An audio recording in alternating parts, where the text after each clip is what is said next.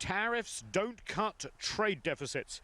The latest trade data from the US Commerce Department shows in 2021, the US trade deficit with China increased by $45 billion to over $355 billion. And the deficit with the European Union increased $35 billion to nearly $220 billion. Pent-up demand due to the COVID pandemic was partly responsible, as were higher prices and inflation. But US exports failed to keep up.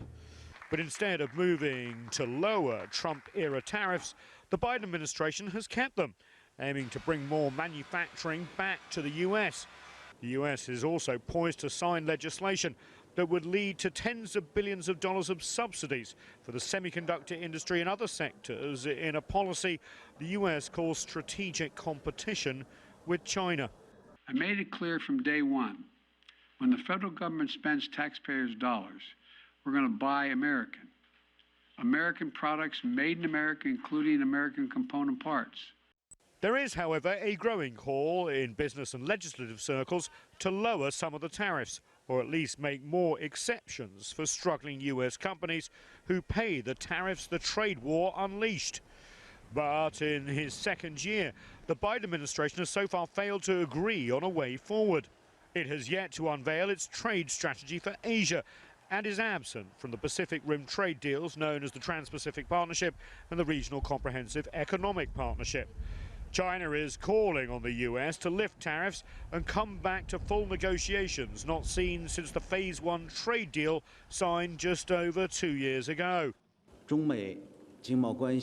The essence of China-U.S. economic and trade relations is achieving mutual benefit and win-win results, and there are no winners from a trade war. For some specific problems in the economic and trade relations between the two countries, the two sides should properly resolve them in the spirit of mutual respect and equal consolation. The U.S. side should work with China to promote the healthy and stable development of China-U.S. economic and trade relations. The other problem for the Biden administration is that trade deals are deeply unpopular here in the United States, and any deal with a trading partner like China or anyone else would be called capitulation by his political rivals and be used in the upcoming midterm elections in November.